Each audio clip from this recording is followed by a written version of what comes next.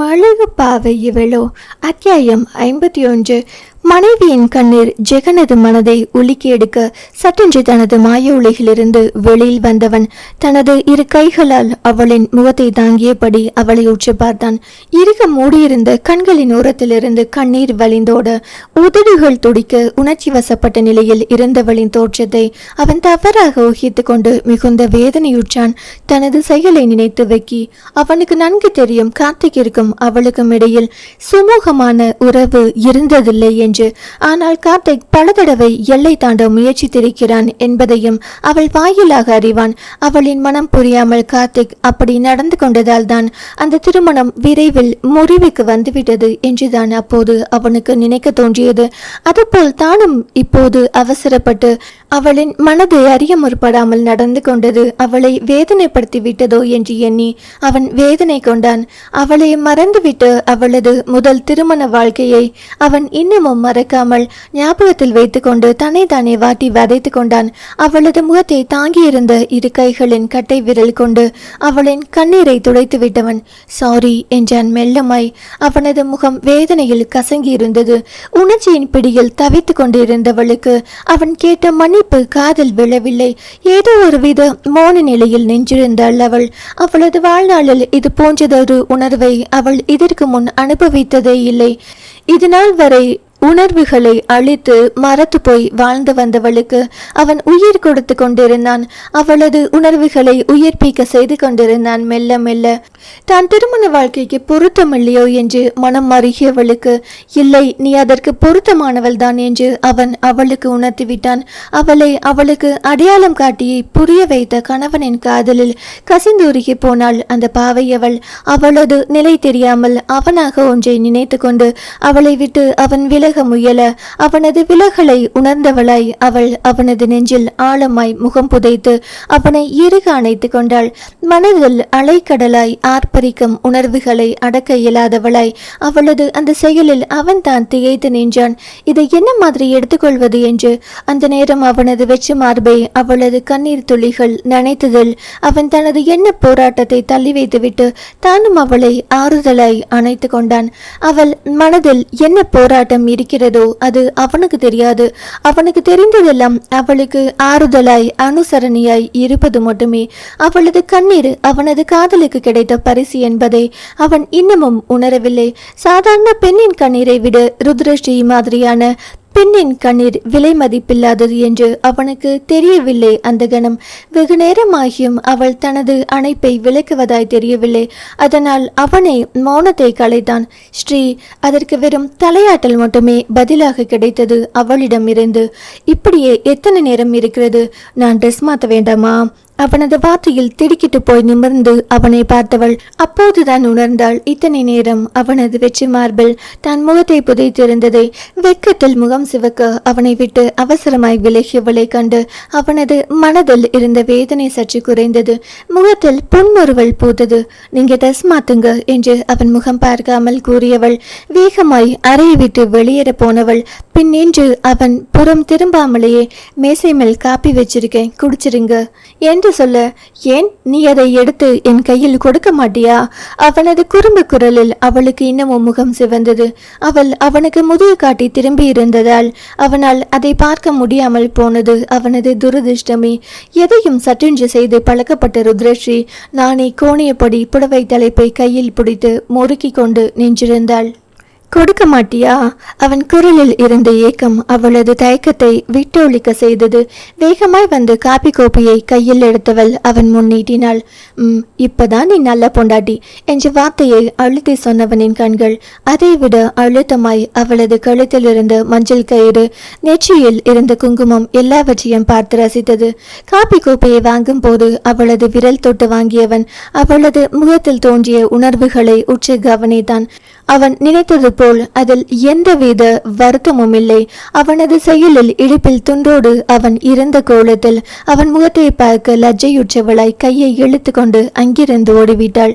அவளது முகப்பாவனையில் அவன் தான் குழம்பி போய் நின்று விட்டான். சற்று நேரத்திற்கு முன் அவள் அழுதது என்ன, இப்போது முகம் சிவப்பது என்ன? இதில் அவன் எதை கருத்தில் கொள்வது? ஒருவேளை கடந்த கால காயங்களை மறக்க முடியாமல் தவிக்கிறாள் போலும். அதே சமயம் தன்னையும் அவளுக்கு மிகவும் பிடித்திருக்கிறது. இரண்டு முரணான எண்ணங்களும் அவனை மிகவும் குழப்ப துவங்கியது. கடைசியில் ஒரு முடிவுக்கு வந்தான். எதுவாக இருந்தாலும் அவள் பக்கம் இருந்து வரட்டும் என்று வாழ்க்கையை பற்றி முடிவெடுக்கும் உரிமையை அவளிடமே விட்டு கொடுத்து விட்டான். உடையை மாற்றிக்கொண்டு அவன் கண்ணாடியில் தலை சீவும் போது மீண்டும் ருத்ரஸ்ரீ அறையினுள் வந்தாள். கண்ணாடி வழியே அவளை பார்த்தாலும் அவன் ஒன்றும் பேசாது அவளையே பார்த்திருந்தான். அவன் தன்னை கவனிப்பதை அவள் உணரவில்லை. அவனது முதுகை வெறிப்பதும் பின் தனக்குள் யோசிப்பதுமாய் நின்றிருந்தவளை கண்டு அவனுக்கு பாவமாக இருந்தது. அவள் அருகில் வந்து நின்றவன், என்ன பலமான யோசனையா இருக்கு? இயல்பாய் அவளது தலையை தொட்டு அவன் காட்ட அதில் அவளது முகத்தில் புன்னகை தோன்றியது. என்கிட்ட ஏதோ சொல்ல நினைக்கிற, அது சொல்லு. அவன் அவளை ஊக்குவிக்க, நான் சொன்னா தப்பா நினைக்க மாட்டீங்களே? அவள் பீடியை போட அதை கண்டு அவனது கண்கள் இடுங்கினாலும் அவனது தலை மறுபாய் தான் அசைந்தது. அவளுக்கு செய்வாய், கோபப்பட மாட்டீங்களே? மேலும் பீடிகை போட்டவளை புரியாமல் பார்த்தாலும் அவளது தோள் பற்றி அவளை தன் பக்கமாய் நெருங்கி நிற்க செய்தவன், இதுக்கு பதில் நான் ஏற்கனவே சொல்லியிருப்பதாய் எனக்கு ஞாபகம். உனக்கு அது ஞாபகம் இல்லையா? புருவம் தூக்கி அவன் வினவ அவனது அந்த செயலில் தன்னை மறந்து லயப்புடன் அவனது முகத்தை பார்த்தவள் பின்பு, ப்ராமிஸ் என்க. ப்ராமிஸ் எல்லாம் வேணாம், நீ மேட்ரை சொல்லு. பிடி கொடுக்காமல் அவன் சொன்னதை கேட்டு அவள் தயங்கி, இன்னைக்கு ஒரு முக்கியமான மீட்டிங் இருக்கு, நான் கட்டாயம் ஆஃபீஸுக்கு போயே ஆகணும். திடீர்னு மேரேஜ் ஃபிக்ஸ் பண்ணியதால என்னால் இதை அவாய்ட் பண்ண முடியலை. அவள் தயக்கமாய் சொன்ன விஷயத்தை கேட்டு அவன் வாய்விட்டு சிரிக்க அவனது சிரிப்பை இமைக்காமல் பார்த்து கொண்டிருந்தவள் மனம் அதை வெகுவாய் ரசித்தது. மனதுக்கு பிடித்தவர்கள் எதை செய்தாலும் ரசிக்கும் போலும் இந்த காதல் மனம். அப்படிதான் தோன்றியது அவளுக்கு. காதல் என்கிற வார்த்தைக்கு முழு அர்த்தத்தையும் அவளை உணர செய்தவன், உணர்த்தி கொண்டிருப்பவன் அவன் அல்லவா? மனம் நெகிழ அவனை பார்த்தாள் அவள். தன்னையும் ஒருவன் இப்படி உயிருக்குயிராய் காதலிப்பான், தானும் பதிலுக்கு அவனை உயிருக்குயிராய் காதலிப்போம் என்று அவள் சற்றும் நினைத்து பார்த்ததில்லை. ஏதோ கனவில் நடப்பது போல் அவளது வாழ்க்கையை இப்போது வண்ணமயமாகி போனது அவனது காதலில். இதுக்கா இவ்வளவு தயக்கம்? நான் கூட என்னமோன்னு பயந்துட்டேன். நீ தாராளமா போயிட்டு வா ஸ்ரீ என்று சிரித்தபடி புரிதலுடன் அவன் சொல்ல அதில் அவளது மனம் நிம்மதியடைந்தது. இங்க தனியா இருந்துப்பீங்களா? போர் அடிக்குமே. கொஞ்சம் போர் அடிக்கும் தான். நான் எங்க வீட்டுக்கு போயிட்டு வரேன், நீ வரும்போது திரும்ப இங்க வரேன். அவன் சொல்வதும் சரிதான் என்று நினைத்தவள் தனது மடிக்கணினி பையை எடுத்து தோளில் போட்டுக்கொண்டு கிளம்பினாள். அவளுடன் அவனும் சேர்ந்து கீழே வந்தான். அவள் சாப்பிடாமல் செல்வதை உணர்ந்து தடுத்து நிறுத்தியவன், சாப்பிடலையா? நேரம் இல்லையே. கை கடிகாரத்தை பார்த்தபடி சொன்னவளை கண்டு ஒரு 5 நிமிஷத்தில் ஒன்றும் ஆகிவிடாது. அவளை வற்புறுத்தி உணவு மேசைக்கு அழைத்து வந்தான். கார்த்திக் வீட்டில் பட்ட அடியோ இல்லை ஜெகன் மீதிருந்த உண்மையான காதலோ ஏதோ ஒன்றில் அவள் தட்டை எடுத்து அவன் முன் வைத்தாள் தன்னிச்சையாய். முதல்ல நீ சாப்பிட்டு கிளம்பு, நான் பிறகு சாப்பிட்றேன் என்று அவன் அந்த தட்டை அவள் முன் நகர்த்தினான். அவள் வேண்டாம் வேண்டாம் என்று சொல்ல சொல்ல அவளது வயிறு நிரம்பும் வரை அவளை உண்ண வைத்தவன் அதன் பின்பே அவளை விட்டான். கையை கழுவி துடைத்து கொண்டு மீண்டும் கிளம்ப ஆயத்தமானவள் பின் நின்று அவன் அருகில் வந்து அவன் எதிர்பார்க்காத தருணத்தில் அவன் உயரத்திற்கு அவனது கன்னத்தில் தனது உதடுகளை பதித்தாள் சற்று அழுத்தமாய். அவளது செயலில் அவன் திகைத்து போய் நிற்கும் போதே அவனது கையை பற்றியவள், தேங்க்ஸ் ஜெகன், எல்லாத்துக்கும் நெகிழ்ச்சியுடன் சொன்னவளின் நெற்றியில் விளையாட்டை முட்டியவன் மனமும் நெகிழ்ந்துதான் போனது. அவள் விடை பெற்று சென்றதும் தனியே அங்கிருந்த வரவேற்பறையில் அமர்ந்தவன் அந்த வீட்டை தனது கண்களால் வலம் வந்தான். அந்த வீட்டின் ஒவ்வொரு மூலையிலும் பணக்காரத்தனம் வெளிப்பட்டது. அந்த அளவுக்கு பார்த்து பார்த்து அலங்காரம் செய்திருந்தார்கள். ஆனாலும் ஏனோ அவனின் வீட்டில் உயிர்ப்பு சிறிதும் இந்த வீட்டில் இல்லை என்பதை அவன் மனம் வேகமாய் கணக்கிட்டு கொண்டது. இந்நேரம் அவனது வீட்டில் அத்தனை கலகலப்பாய் சத்தமாய் இருக்கும். அவனே பல முறை அதை கிண்டல் செய்திருக்கிறான். மீன் வியாபாரி வீடும் மீன் மார்க்கெட் மாதிரியே சத்தமா இருக்கு. என்று சந்தோஷமாய் அழைத்து கொள்வான். ஏனோ இப்போது அந்த சத்தம் இல்லாதது அவனுக்கு வெறுமையாய் இருந்தது. அந்நேரம் சோபனா அங்கு வந்தார். காப்பி குடிச்சிங்களா மாப்பிள்ளை என்று பணிவோடு கேட்க, அத்தை இந்த மாப்பிள்ளை எல்லாம் வேண்டாமே, எப்போதும் போல் ஜெகன்னே கூப்பிடுங்க என்று அவன் சொல்ல, இருந்தாலும் அவர் தயங்கினார். அப்படிதான் கூப்பிடணும், அவன் கட்டளையாய் சொல்ல வேறு வழியின்றி அவரும் அதை ஏற்றுக்கொண்டார். உங்களை கவனிக்காம ருத்ரா எங்க போனா? கண்களால் மகளை தேடினார். ஏதோ வேலை ஆபீஸுக்கு போயிருக்கா. அதை கேட்டு அவரது முகம் கருத்தது. என்ன இந்த பெண் இப்படி செய்கிறாள்? ஏற்கனவே இது போல் செய்துதான் கார்த்திகிற்கும் அவளுக்கும் பிரச்சனை வந்தது. இப்போது மீண்டும் இப்படி பண்ணினால் என்ன செய்வது? அவரது தாயுள்ளம் தவியாய் தவித்தது மகளின் வாழ்க்கையை நினைத்து. ஜெகன், நான் அவளை வர சொல்றேன், தனியா இருந்து பழகி இது போன்ற பழக்கம் எல்லாம் தெரிய மாட்டேங்குது. மன்னிப்பு கோரும் பாவனையில் அவர் அவனிடம் வேண்ட, அத்தை நீங்க கவலைப்படுற மாதிரி இதில் ஒன்றும் இல்லை. அவளை நல்லா புரிஞ்சு வச்சுட்டு தான் நான் கல்யாணம் பண்ணியிருக்கேன். அவளுக்கு எந்த அளவுக்கு என்ன பிடிக்குமோ அந்த அளவுக்கு தொழிலையும் பிடிக்கும். அவளுக்கு பிடிச்சது எல்லாம் எனக்கும் பிடிக்கும் என்றவனை கண்டு அவரது மனம் நிம்மதி அடைந்தது. அப்போது சோபனாவின் அலைபேசி அழைத்தது. அதில் வந்த பெயரை கண்டதும் அவர் அதை எடுக்காமல் அணைத்து வைத்தார். மீண்டும் மீண்டும் அலைபேசி அழைப்பதை உணர்ந்தாலும் அவர் அதை எடுக்கவில்லை. சாப்பிட வாப்பா என்று ஜெகனை அழைத்து கொண்டு அவர் உணவு மேசையை நோக்கி செல்ல அவரது செயலை புரியாமல் பார்த்தவன் அவரை பின்தொடர்ந்தான். அவன் அமர்ந்ததும் அவரை அவனுக்கு பரிமாறினார். மகள் செய்த தவறை அவர் தனது செயலால் நேராக்கினார். பார்த்த மருமகனுக்கு அவர் பரிமாற அவனும் திருப்தியாய் உண்டு முடித்தான். அவன் கை கழுவ போன சமயத்தில் அவர் தனது அலைபேசியை உயிர்ப்பித்து சொல்லுங்க ராம் என்க. மறுபுறம் என்ன சொன்னதோ சோபனாவின் முகம் புன்னகையை தழுவியது. இப்போதான் நிம்மதியா இருக்கேன் ராம். ஜெகன் மாதிரி மருமகன் கிடைக்க கொடுத்து வச்சிருக்கணும். அவர் பேசிக்கொண்டிருக்கும் போதே ஜெகன் அங்கு வர, நான் அப்புறம் பேசுறேன் ராம், ஜெகன் வரார் என்க. போனை ஜெகன் கிட்ட கொடு சோபி, நான் அவர்கிட்ட பேசணும். ராம் சொன்னதை கேட்டு அவர் திகைத்து விழித்தார். கொடு சோபி. மீண்டும் ராம் சொல்ல ஜெகனிடம் தனது அலைபேசியை கொடுத்தார் சோபனா. யாரத்த என்றபடி அதை வாங்கியவன் அதில் இருந்த பெயரை கண்டு ராம் மாமாவா என்று கூறி அவருக்கு மேலும் அதிர்ச்சி அளித்தான். ஜெகன் ராம்குமாரோடு சகஜமாய் உரையாடுவதை கண்டு சோபனா இன்னமும் அதிர்ந்தார். பேசி முடித்ததும் அவன் அலைபேசியை எடுத்து அவரிடம் நீட்ட அதை வாங்கி கொண்டவர் அவனை பார்த்து, ராம ஏற்கனவே தெரியுமா? இப்ப கொஞ்ச நாளா கல்யாணம் ஃபிக்ஸ் பண்ணியதிலிருந்து தெரியும். அவருக்கு என் மேல் கொஞ்சம் சந்தேகம். ஏன் இப்படி வலுக்காட்டாயமா அவசர கல்யாணம் பண்றீங்கன்னு நிறைய கிராஸ் கொஸ்டின் கேட்டாரு.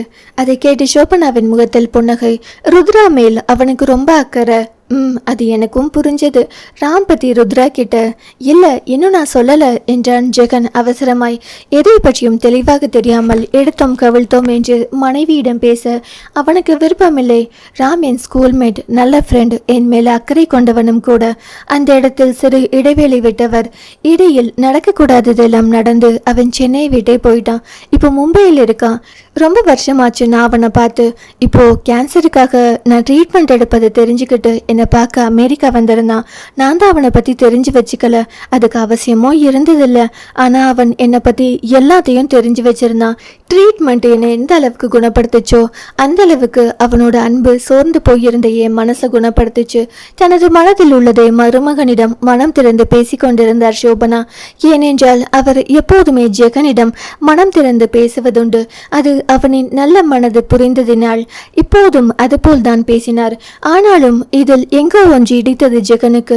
அதை வாய்விட்டு அவன் கேட்கவில்லை. அமைதியாக அவரின் பேச்சை கேட்டுக்கொண்டிருந்தான். ராம் ரொம்ப நல்லவன், உன்ன மாதிரியே ஜெகன்.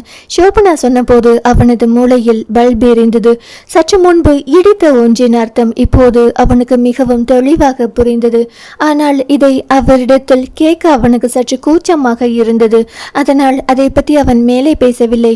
அவரிடம் விடை பெற்று தனது வீட்டுக்கு கிளம்பினான். அவனது வீட்டில் இன்னும் சில உறவினர்கள் இருந்தனர். அவர்களிடம் புன்னகை முகமாய் பேசியவனிடத்தில் எல்லோரும் கேட்ட கேள்வி அவனது மனைவி எங்கே என்பதே. அவளோட வீட்டில் இருக்கிறாள், நான் ஒரு வேலை விஷயமா செல்வாவை பார்க்க வந்தேன் என்று அவன் சமாளித்து கொண்டே இருந்த போது உள்ளே இருந்து வந்த செல்வா திடுமென அவனை கண்டதும் முகம் மலர, டே மச்சி ஆர்ப்பாட்டமாய் வரவேற்றவன் அவனை அதே ஆர்ப்பாட்டத்துடன் கட்டிப்பிடித்து கொண்டான். தப்பித்தோம் பிழைத்தோம் என்று ஜெகனும் நண்பனிடம் வந்து அடைக்கலமானான். அதற்குள் காளிமுத்து அகிலாண்டம் என்று அனைவரும் வந்து நலம் விசாரிக்க அதில் அவர்களது அன்பு புரிந்தது. ஒரு நாள் தன்னை விட்டு பிரிந்ததில் அவர்கள் எந்தளவுக்கு ஏங்கி போய்விட்டார்கள் என்று. நைனா என்று பாசத்துடன் தந்தையின் தோல் சாய்ந்து கொண்டான் அவன். சந்தோஷமா இருக்கிய கண்ணப்பா? நான் சந்தோஷமா தானே இருக்கேன். மகன் புரியாது தந்தையை பார்த்தான். எல்லார் வீட்லயும் இந்த கேள்வியை பொண்ணுங்க கிட்டதான் அம்மா கேட்பாங்க. ஆனால் இங்க எல்லாமே தலைகீழ். இதில் இந்த மச்சி வேற ஒன்னும் தெரியாத பாப்பா மாதிரி முழிக்கிறான். ஜெகஜால கில்லாடிடா மச்சினி. செல்வா மனதுக்குள் மாமனாருக்கும் மச்சினனுக்கும் கவுண்டர் கொடுத்தவன். அவன் முகத்தை பார்த்தாலே தெரியலையா மாமா, சந்தோஷமா தான் இருக்கான் என்று அவரிடம் சொல்லிவிட்டு நண்பனை தனியா அழைத்து சென்றான். டேய், ஒழுங்கு மரியாதையா சொல்லு, நீ சந்தோஷமா இருக்கியாடா? நைனா கிட்ட இப்பதானே நீ சொல்லிட்டு வந்த, இப்ப நீயும் இதே கேட்டா எப்படிடா? அவனே, ஒன்னும் தெரியாத பாப்பா மாதிரி நடிக்கிறதெல்லாம் உங்க நைனா கிட்ட வச்சுக்கோ, என்கிட்ட வச்சுக்காத. ஹாஹா. அதை கேட்டு அவன் வாய்விட்டு சிரித்தான். டேய் செல்வா பல்லை கடிக்க, இப்போ உனக்கு என்ன தெரியணும்? உண்மையில் நீ சந்தோஷமா இருக்கியாடா? வாஞ்சியுடன் கேட்ட செல்வாவின் கண்களில் தெரிந்த அன்பில் ஜெகனுக்கும் உண்மையை சொல்லிவிடத்தான் ஆசை இருந்தது. ஆனால் இது அவனுக்கும் அவளுக்குமான ரகசியமாச்சே. சந்தோஷமா தான் இருக்கேன். இப்போ இந்த உலகத்தில் சந்தோஷமானவன் யாருன்னு கேட்டா நான் என்ன தான் சொல்லுவேன்? நிச்சயம் அவன் கூறிய இந்த வார்த்தையில் பொய்யில்லை, உண்மையை தான் கூறினான். மனதுக்கு பிடித்த காதலி கிடைக்கவே கிடைக்க மாட்டாளா என்று ஏங்கிய வரம் அவள். அந்த வரம் கையில் கிட்டிய மகிழ்ச்சியில் தான் அவன் அப்படி சொன்னது. செல்வாவோ அதை வேறு விதமாய் எடுத்துக்கொண்டான். கண்களில் கனவு மின்ன முகமெல்லாம் பூரிக்க சொன்ன நண்பனின் தோற்றம் அவனுக்கு பல கதைகளை கூறியது. நீ என் இனம்டா மச்சி. செல்வா நண்பனை தோளோடு அணைத்து கொள்ள, டே லூசு, புரியும்படியா பேசுடா. கனவு களைந்த எரிச்சலில் ஜெகன் அவன் மீது பாய, நாம எல்லாம் பேச்சில் மட்டும்தாண்டா கடமை, கண்ணியம், கட்டுப்பாடுன்னு பேசுவோம். ஆனால் செயலில் நாம செயல் வீரண்டா. செல்வா சொன்னது புரிந்து அவனை காரி துப்ப நினைத்த ஜெகன் முயன்று அதை அடக்கி கொண்டான். அப்படி செய்தால் அவனை காட்டி கொடுத்தது போல ஆகிவிடாது. அப்புறமச்சி, நேற்று ஒரே மஜாவா? கண் சிமிட்டி கேட்ட நண்பனை கண்டு தலையில் அடித்து கொண்ட ஜெகன், எதை கேட்கறதுன்னு உனக்கு விவஸ்தையே இல்லையாடா? ஏன் நான் மட்டும் சொல்லலையாக்கும்? அறிவில்லாம நீ சொன்னதை சென்சார் பண்ணி தடுத்ததுன்னா உண்மையில் உனக்கு கொஞ்சம் கூட அறிவில்ல மாப்பிள்ள என்றவனை செல்வா முறைத்து பார்க்க, நான் என் ரூமுக்கு போறேன், யாரும் அங்க வந்து தொந்தரவு பண்ணாம பார்த்துக்கோ. சொந்தக்காரர்கள் கேள்வி மேல் கேள்வி கேட்பதை தடுக்கும் பொருட்டு அவன் அப்படி கூற, அதெல்லாம் நான் பார்த்துக்கிறேன், நீ போய் நல்லா தூங்கி ரெஸ்ட் எடு மச்சி. மீண்டும் கண்ணை சிமிட்டிய செல்வாவை கண்டு, உன்னையெல்லாம் திருத்த முடியாதுடா ரம்யா என்று தங்கையை அழைக்க அவளது என்னன்னா என்ற குரலில் செல்வா மாயாஜாலமாய் அங்கிருந்து மறைந்தான். செல்வாவின் செயலை எண்ணி சிரித்தபடி தனது அறைக்குள் நுழைந்தான் ஜெகன். தனிமையில் அமர்ந்தவனுக்கு தன்னவளின் ஞாபக ஊர்வலங்களே. அதே நேரம் அவளும் அவனை தான் நினைத்து கொண்டிருந்தாள். எப்போதும் போல் கூட்டம் நடக்கும் இடத்திற்கு வந்தவள் நாற்காலியில் அமரும் போதுதான் கவனித்தாள் முன்புற புடவையில் இருந்த கசங்களை. சோ, எப்படி இப்படியானது? அந்த சிறு கசங்கள் கூட அவளுக்கு முகசுளிப்பை ஏற்படுத்த அதை நீவி விட்டாள். உடைய விஷயத்தில் அவள் மிகவும் பெர்ஃபெக்ட். அதனால் வந்த எரிச்சல் இது எதனால் இப்படியானது என்று யோசித்துக் கொண்டிருந்தவளுக்கு ஜெகனின் இறுகிய அணைப்பு நினைவில் வர அடுத்த நொடி அவளது கை அந்த கசங்களை நீவி விடுவதை நிறுத்தியது. மீண்டும் மீண்டும் அவனது அணைப்பு நினைவில் வந்து அவளது முகத்தை இரத்தம் என சிவக்க செய்தது. ஆசையுடன் அதை வருடி விட்டாள் அவள். தன்னவனின் நினைவில் அவளால் அந்த கூட்டத்தில் உள்ளார்ந்த மனதுடன் செயல்பட முடியவில்லை. எப்படியோ தட்டு தடுமாறி அதை வெற்றிகரமாக முடித்தவளுக்கு அடுத்த நொடி அங்கிருக்க மனமில்லாமல் அவனை பார்க்க எண்ணி அவனது வீட்டுக்கு கிளம்பி விட்டாள். காரை ஓட்டிக்கொண்டு செல்லும் போது அவளது மனம் என்றுமில்லாத அளவுக்கு உற்சாகத்தில் பொங்கி வழிந்தது. கண்களில் கனவு மிதந்தது. அவனது வீட்டின் வாசலில் காரை நிறுத்தியவள் எப்படி உள்ளே செல்வது என்று சங்கோச்சப்பட்டவளாய் தயங்கி நின்றாள். வெளியில் செல்ல தயாராகி வந்த காளிமுத்து மருமகளை கண்டதும், வாமா என்று வரவேற்றவர், என்னம்மா இங்கே நிக்கிற, உள்ள போமா, கண்ணப்பா உள்ளதா இருக்கான். அவளுக்கு தேவையான விவரத்தை அவர் கூற அவரை நன்றியுடன் பார்த்தவள், சரிங்க மாமா என்றபடி உள்ளே செல்ல பதவிசாய் பேசிவிட்டு செல்லும் மருமகளை கண்டு அவரது முகத்தில் சிறு சிரிப்பு தோன்றியது. கண்ணப்பா செலெக்ஷன்ல பின்ன சோட போகுமா? தனக்குள் சொல்லிக்கொண்டவர் ஓட்டுநரை காரை எடுக்க சொல்லி கிளம்பி சென்றார். வீட்டினுள் சென்றவளை அகிலாண்டம் பிளு பிளுவென பிடித்து கொண்டார். மறுவீடு முடிஞ்சுதான் நீங்க வரணும், அதுக்குள்ள இங்க வந்தா எப்படி? நீ போயிட்டு சாயங்காலம் வந்தா போதும். மற்றவர்களின் காதல் விழாத வண்ணம் அவளுக்கு மட்டும் கேட்கும் குரலில் கூறியவரை கண்டு அவளது மனம் சுணங்கி போனது. மனசுணக்க முகத்தில் வருத்தமாய் மாற அவரை பார்க்கதா வந்த தயங்கியபடி கூறியவளை கண்டு, அதான் ஏற்கனவே முந்தானையில் முடிஞ்சு வச்சிருக்கியே, அப்புறம் என்ன? இப்ப என்ன கழுதைக்கு அவனை பார்க்கணும்னு வந்து நிக்கிற? எத்தனையோ தொழில் பேச்சுக்களை சமாளித்தவளுக்கு அவரை சமாளிக்க முடியவில்லை. இப்படியெல்லாம் பேச அவளுக்கு தெரியவில்லை. அறிமுகமில்லாத எதிரி என்றால் எதிர்த்து பேசிவிடலாம். ஆனால் இவரோ அவளுடைய கணவனது அன்னையாயிற்றே.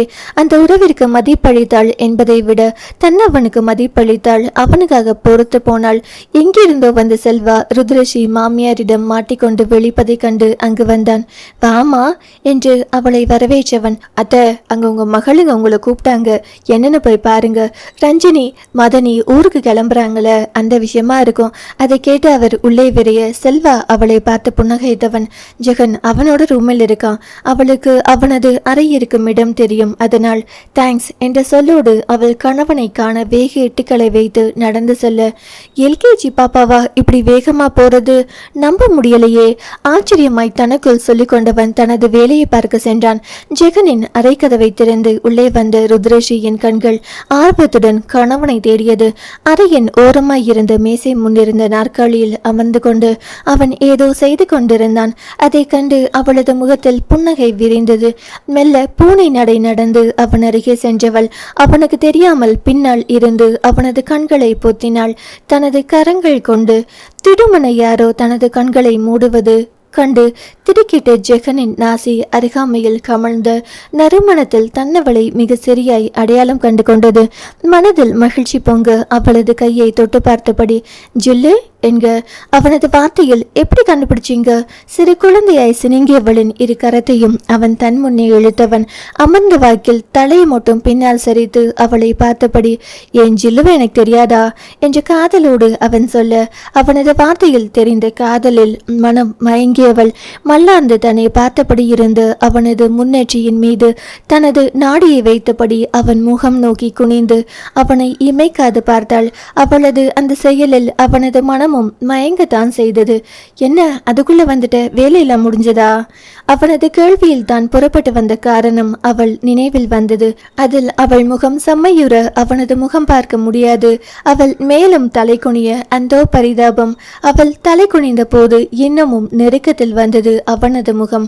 அதை கண்டு அவள் மேலும் நாணமுற அவளது முகத்தை பார்த்து கொண்டிருந்தவனின் மனம் அவளின் அழகில் கட்டுண்டு கிறங்கி போய் தவித்தது.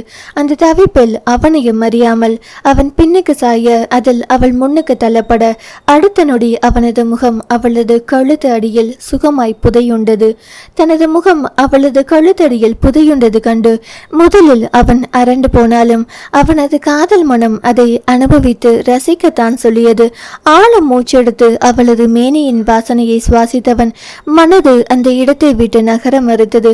அவளது புடவை முந்தானையை விலக்கி அவளது இளமை புதையலை காணும் அவள் மனதில் பேராவலாக அவனுள் எழுந்தது. சற்று நேரம் விட்டிருந்தால் அதை செய்தும் இருப்பான் அந்த கள்வன். ஆனால் அதற்குள் அவள் சுதாரித்து கொண்டு எழுந்து விலகி நின்றாள்.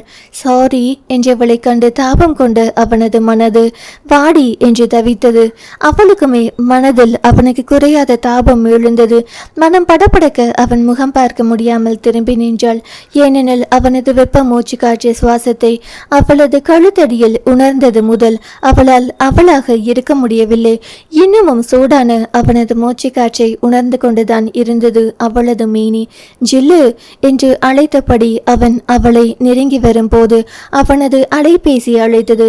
பூஜை வேலையில் கரடி போல் இந்த நேரத்தில் யாரது என்று எரிச்சலுடன் அவன் அதை எடுத்து பார்க்க அவனது வார்த்தையில் தன்னை மீட்டிக்கொண்ட அவளும் சிரித்தபடி அவனை நோக்கி திரும்ப இருவரது பார்வையும் அவனது அலைபேசி மீது படிந்தது.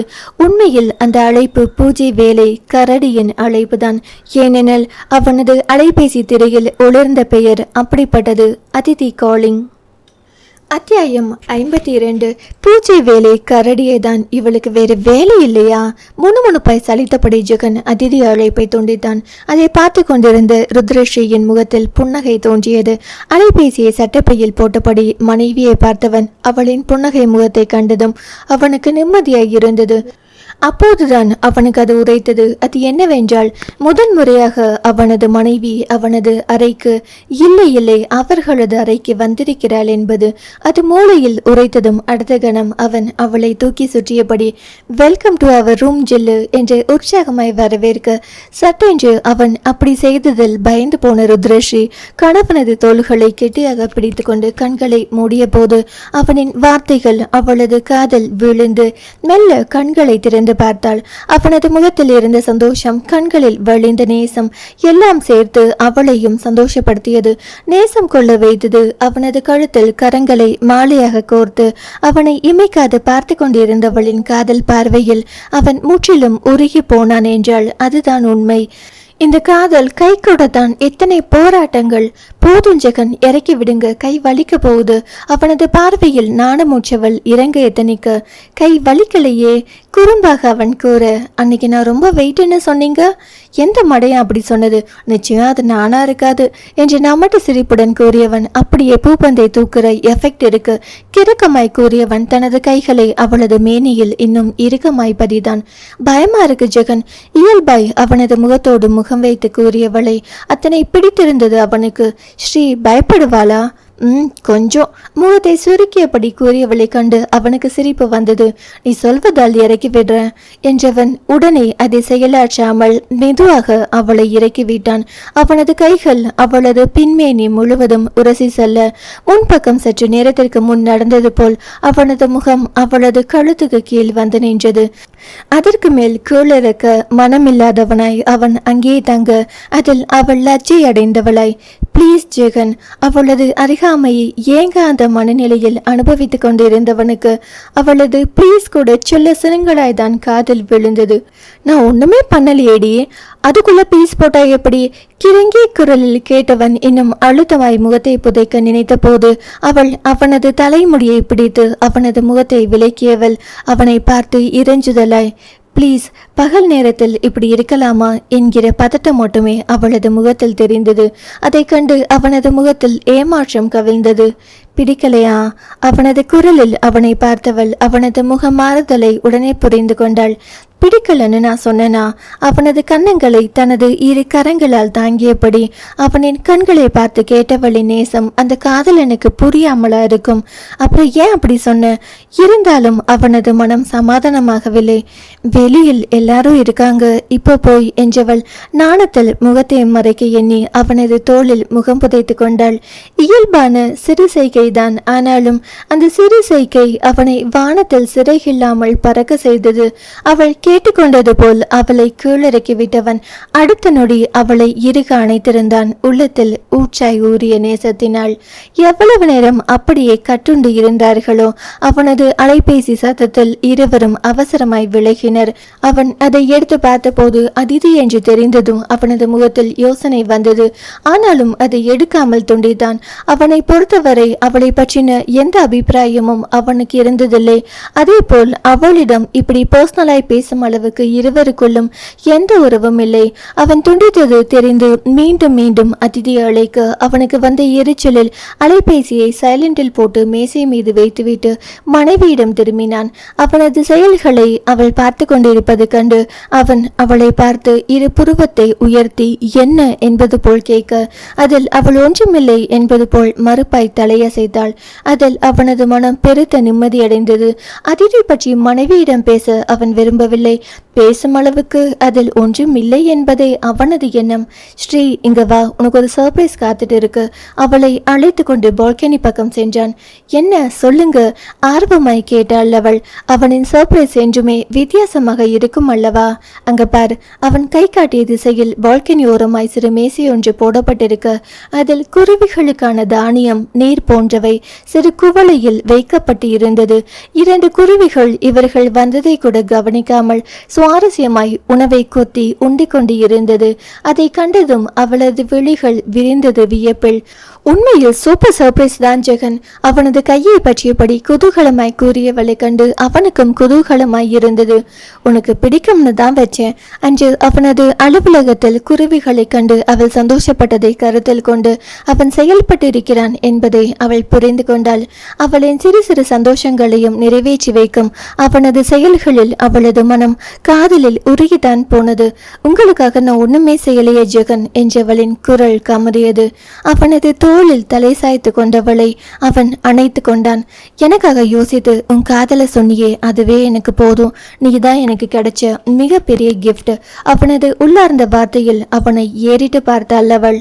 தன்னை அவன் இந்த அளவுக்கு கொண்டாடும் அளவுக்கு தான் அப்படி எந்த விதத்தில் உயர்ந்திருக்கிறோம் என்கிற யோசனை அவளில் ஓடியது. அவனுடைய வசதிக்கு அவளை விட நல்ல பெண்கள் மனைவியாய் கிடைத்திருக்க கூடும். இவ்வளவு ஏன் இந்த அதிதி இல்லையா? இவர்களை எல்லாம் விட்டுவிட்டு அவன் ஏன் தன்னை தேர்ந்தெடுக்க வேண்டும்? அதுவும் விவாகரத்தான தன்னை திருமணம் செய்யவும் அவன் எத்தனை போராட்டங்களை போராட வேண்டியிருந்தது. அவளது அளவுக்கு மீறிய கோபத்தை அவன் தாங்க வேண்டியிருந்தது. அவனது எல்லா செயல்களுக்கும் விடையாக அவனது தன்னலமில்லா காதல்தான் முதலாவதாக அவள் கண்முன் வந்து நின்றது. அந்த கணம் உணர்ந்தால் காதல் என்பது உடல் சார்ந்ததல்ல, அது மனம் சார்ந்தது என்று அவளது மனப்போராட்டங்களை அவன் அவளது விழி வழியை கண்டு கொண்டானோ. ஆதரவாய் அவளது தலையை வருடி விட்டவன். என்ன யோசனை? உங்க காதல் என்னை பிரமிக்க வைக்குது ஜெகன். உள்ளதை மறைக்காத சொன்னவள் அவனது நெஞ்சில் சுகமாய் சாய்ந்து கொண்டாள். அவளது வார்த்தைகள் அவனுக்கு எல்லையில்லா உவகை அளித்தது. ஸ்ரீ, அந்த குருவிய பக்கத்தில் போய் பார்க்கறியா? அவளது மனதை மாற்ற வேண்டி அவன் அப்படி கேட்டான்.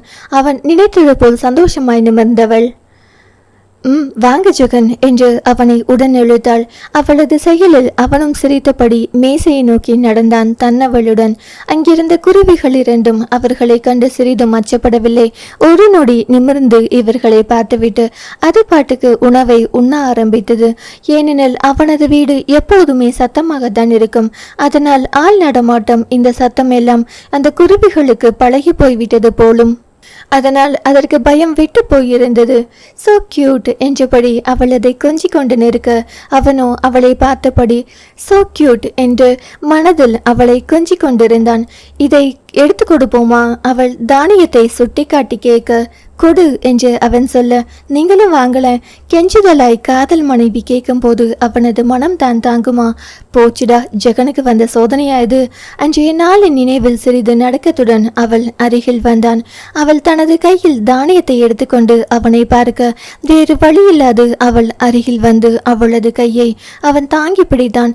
அன்று போல் நெருக்கமாய் நிற்காமல் சற்று தள்ளி நின்றான்.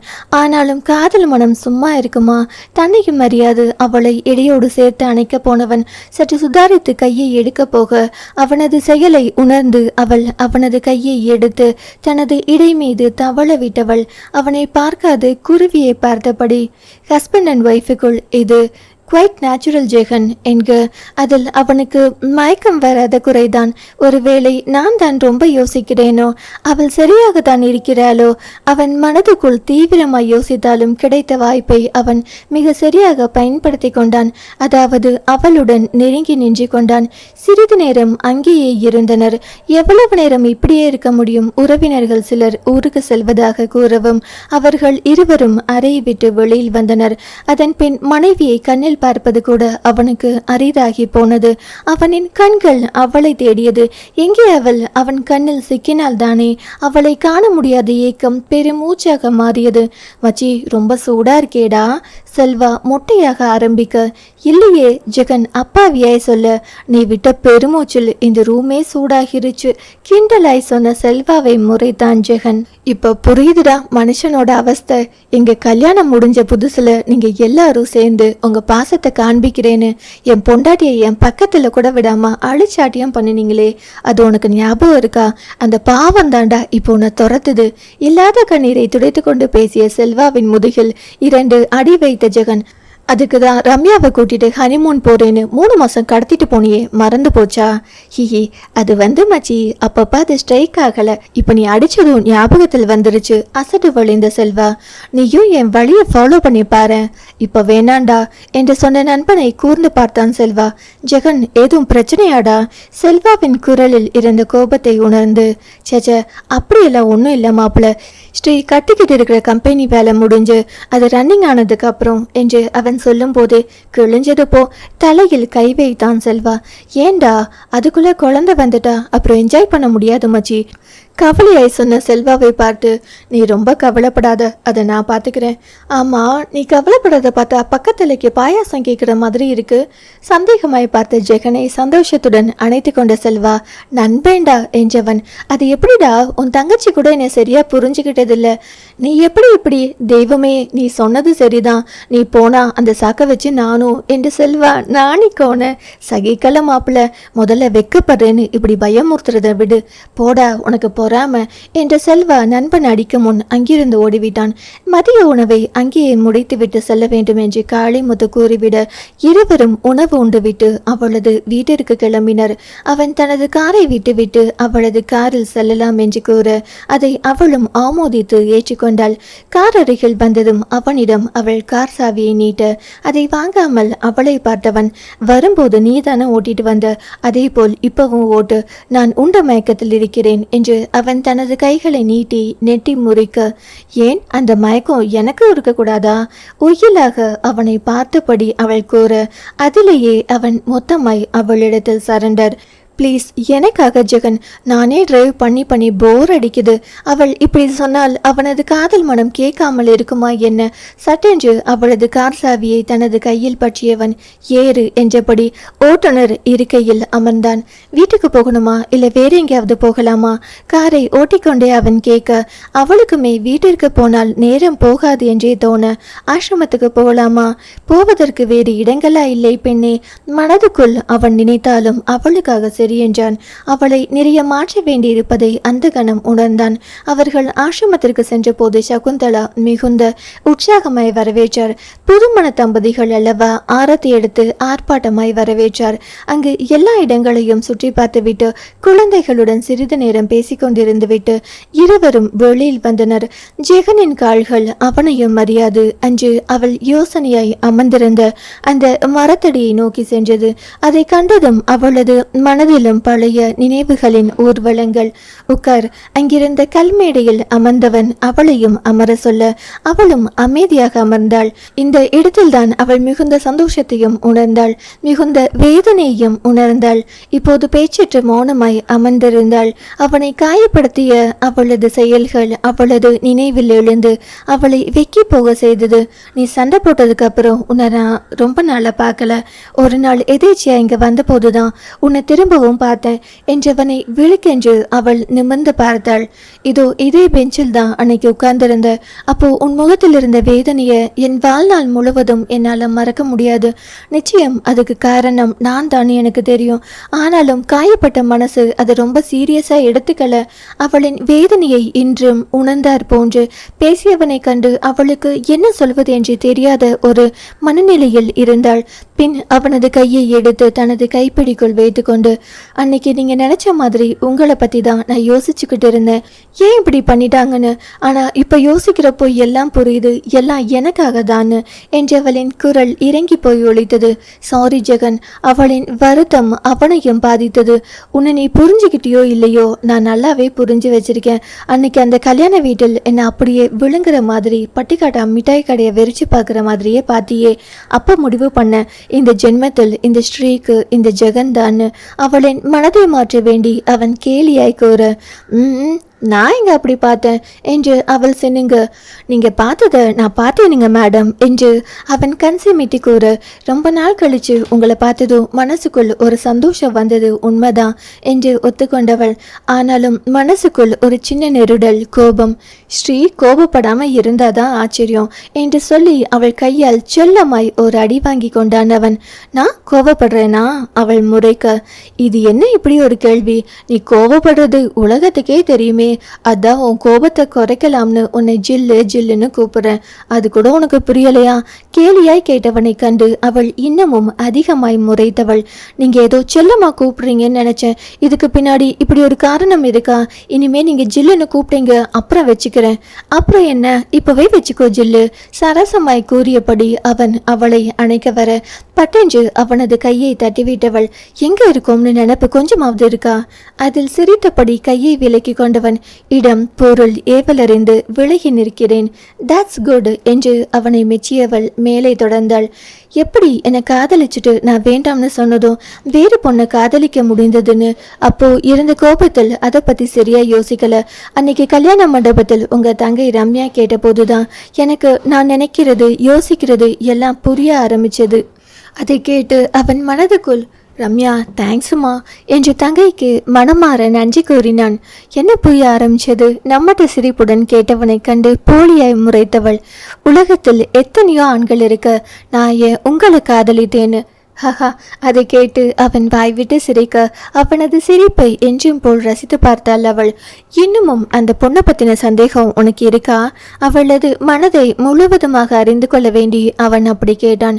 இப்போ யாரை பத்தின சந்தேகமோ என் மனசில் இல்லை, இப்போ என் ஜெகன் மட்டும்தான் என் மனசில் இருக்கார். உண்மையாவா? அத்தனை நேரம் விளையாட்டுத்தனமாய் அவள் கூறுவதை கேட்டுக்கொண்டிருந்தவன் கடைசியில் அவள் கூறியதை கேட்டு மனம் நெகிழ்ந்து போனான். உனக்கு நான் கொஞ்சமாவது தகுதியுடையவன் தான் ஸ்ரீ. இத்தனை நாளாய் காதல் என்ற வார்த்தையை வைத்து மனதை சமாதானப்படுத்தி கொண்டிருந்தவன் இப்போது மனம் தாங்காமல் அவளிடம் நேரடியாய் கேட்டே விட்டான். தகுதிங்கிறது எது ஜெகன்? புறத்தோற்றமா? இல்லை ஜெகன், அது அகத்தோஷத்தில் வரணும். நீங்க உயிர் வாழ்றதை எனக்காக தான் என்கிற மாதிரி நீங்க செய்யற ஒவ்வொரு செயல் மூலமும் எனக்கு நீங்க நிரூபிக்கிறீங்க. இதை விடவா வேற தகுதி வேணும்? நான் தான் முட்டாள் மாதிரி. மேலே பேச போனவள் அவனுக்கு தனது பழைய வாழ்க்கையை பற்றி பேசினால் பிடிக்காது என்பதால் அதை பற்றி பேசாமல் அவனை பார்த்து புன்னகைத்தவள். நீங்க எனக்கு கிடைச்ச வரம்.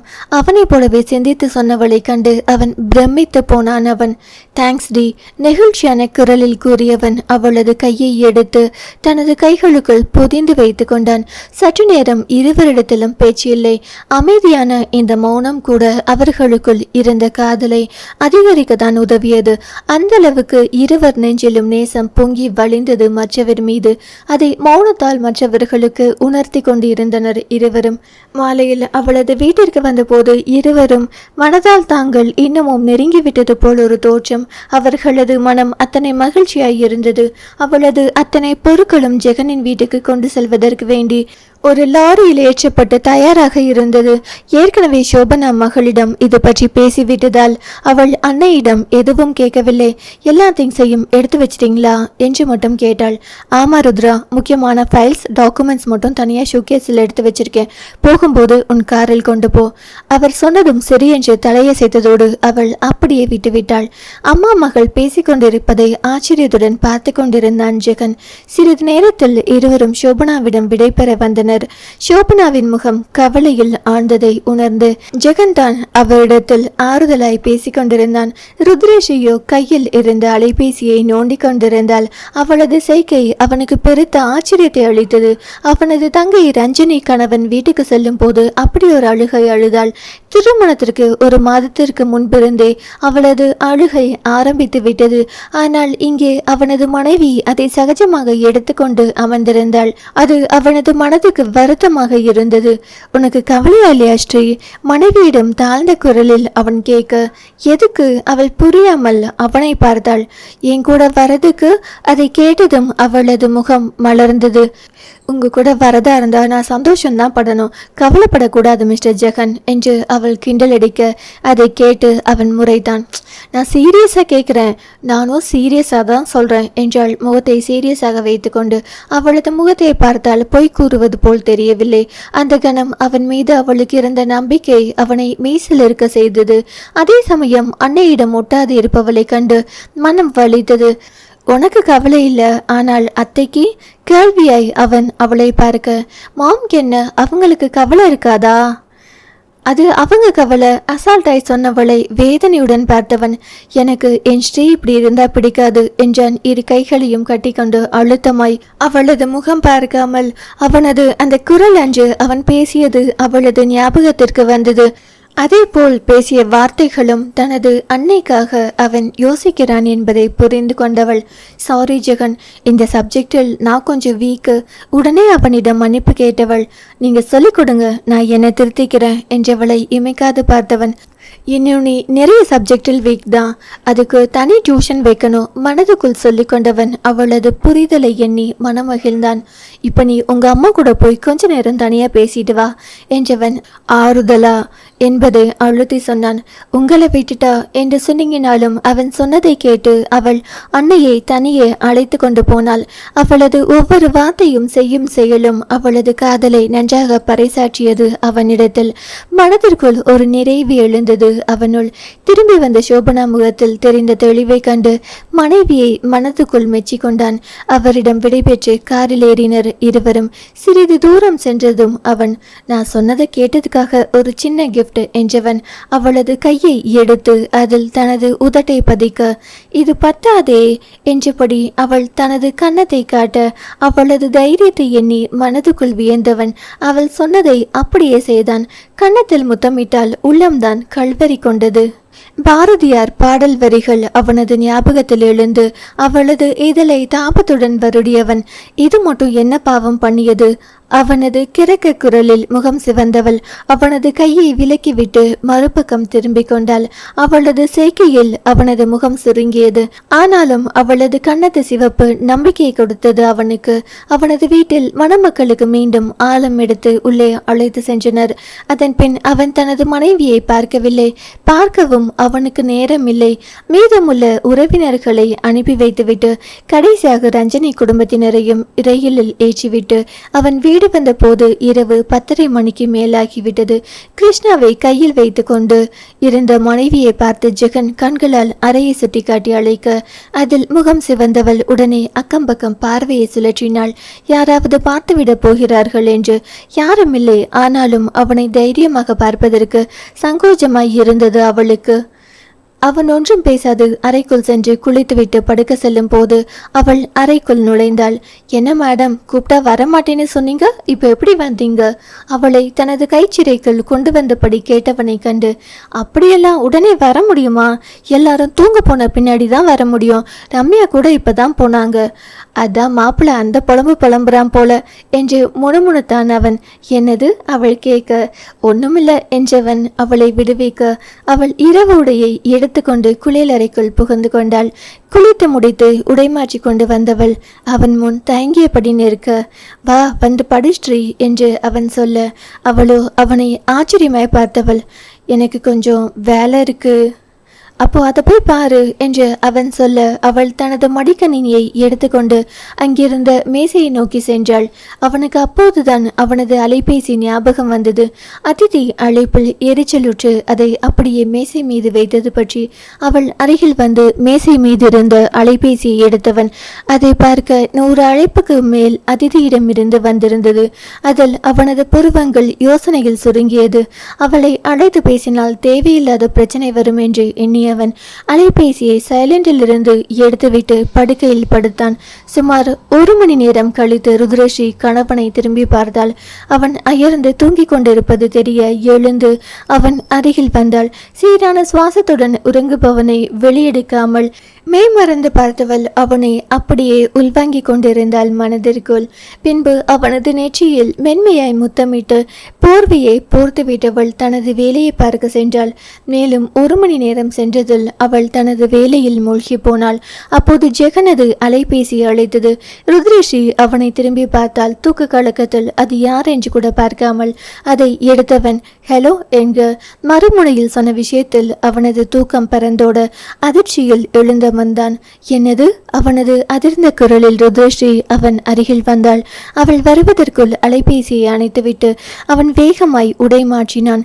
அவள் இருப்பதை கூட மறந்தவனாய் அவள்தான் லஜ்ஜையுற்று அவனுக்கு மறுபக்கம் திரும்பி நின்று கொண்டாள்.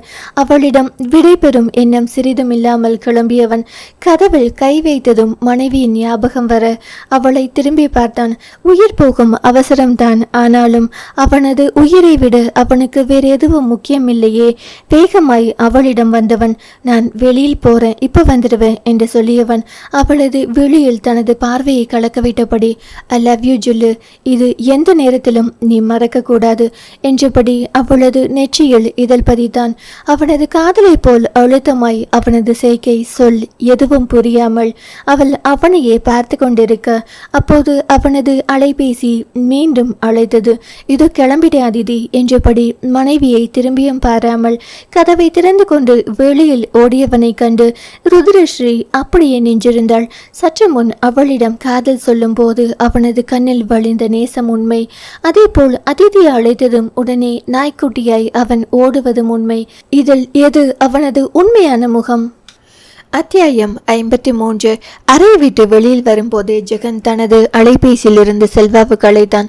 ஆனால் செல்வா அதை எடுக்கவில்லை. அவ்வளவு நேரமும் விடாமல் அழுத கிருஷ்ணா அப்போதுதான் அயர்ந்து தூங்க ஆரம்பித்தான். மகன் தூங்கிய பின் தான் படுத்தது மட்டும்தான் செல்வாவுக்கு தெரியும்.